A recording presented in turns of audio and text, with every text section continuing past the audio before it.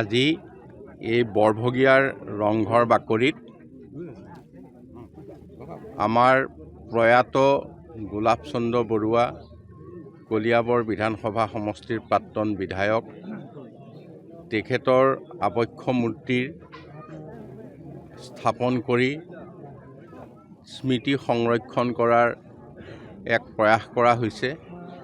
এই ক্ষেত্ৰত বৰভগীয়া তৰুণ সংঘ আৰু বৰভগীয়া হাজাৰ সমিতিয়ে সহযোগত এই বিষয়টো আগবঢ়া হৈছে। কলিয়াবৰৰ এখন ৰাজহুৱা সভাত আমাক বিধায়ক হিচাপে এটা দায়িত্ব অৰ্পণ কৰিছিল।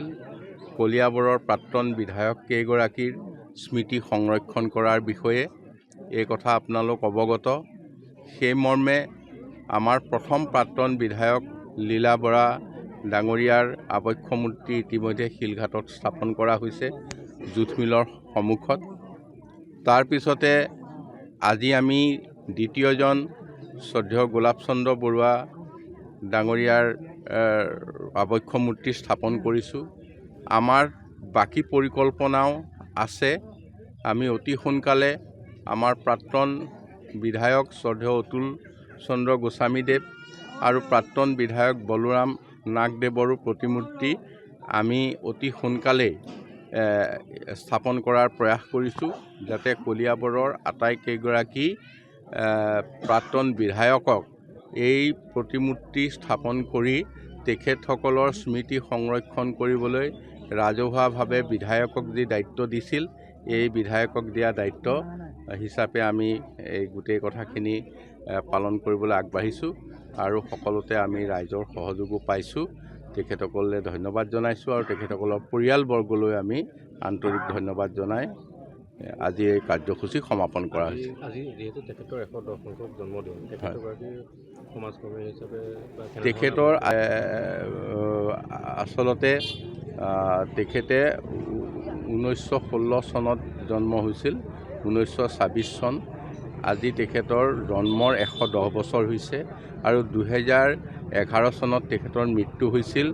আজিৰ এই তাৰিখটোতে মৃত্যু হৈছিল 24 জানুৱাৰী তাৰিখে। গতিকে আজি তেখেতৰ মৃত্যুৰো প্ৰায় 15 বছৰ হৈছে। আজি মৃত্যুৰ এই 15 বছৰীয়া দিনটোতে এই 24 জানুৱাৰী আজিৰ তাৰিখতে তেখেতৰ এই আবক্ষ মূৰ্তি স্থাপন কৰাৰ সিদ্ধান্ত লোৱা হ'ল।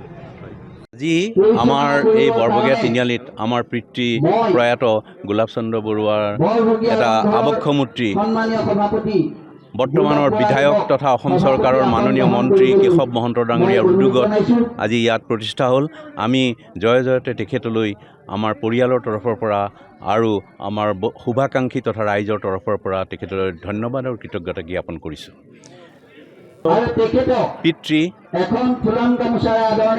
কলিয়াবৰ তথা নগাঁৱৰ জনজীৱনৰ লগত সেৱাৰে আবৃত হৈ আছিলে আৰু তেখেতে যিকোনো কামেই সেৱাৰ মনোবৃত্তিৰে কৰিবলৈ আগবাঢ়িছিলে আৰু সেই সুবাদতে তেখেতক এই কলিয়াবৰৰ পৰা ৰাইজে এবাৰ প্ৰতিনিধি হিচাপে নিৰ্বাচিত কৰি পঠাইছিল আৰু তেওঁৰ প্ৰতিনিধিত্ব কৰা কালত তেখেতৰ যিটো সততা আৰু মূল্যবোধৰ ৰাজনীতি আজিও নতুন প্ৰজন্মই জানিলে হয়তো আচৰিত হ'ব, বা তেখেতৰ এই যিটো আদৰ্শ সেই আদৰ্শ যদি গ্ৰহণ কৰে তেতিয়াহ'লে আমাৰ দেশত তেখেতে প্ৰত্যেকজন নতুন প্ৰজন্মৰ নাগৰিকে নিজকে এজন সুনাগৰিক হিচাপে গঢ়ি দেশৰ সেৱা কৰাত আগভাগ ল'ব পাৰিব। মই বিশেষ নকওঁ, আমাৰ গোটেই কলিয়াবৰত তেখেতৰ যিটো এনেকুৱা এটা ৰাজহুৱা অনুষ্ঠান নাই যিটোত তেখেত জড়িত হৈ থকা নাছিল আৰু আমি তেখেতলৈ আজি এই ৰাইজে যি বা এই মন্ত্ৰী মহোদয়ৰ জৰিয়তে যিখিনি আমাৰ পৰিয়ালক আমাক ইয়াত আগভাগ ল'বলৈ সুযোগ দিলে তাৰ কাৰণে মই শেষত মন্ত্ৰী মহোদয় আৰু সমূহ ৰাইজক, কলিয়াবৰীয়া ৰাইজক ধন্যবাদ জ্ঞাপন কৰি মোৰ ক'বলগীয়াখিনি সামৰিছোঁ। ধন্যবাদ। যিকোনো খবৰৰ বাবে যোগাযোগ কৰক আমাৰ এই নম্বৰত 9181 307 221।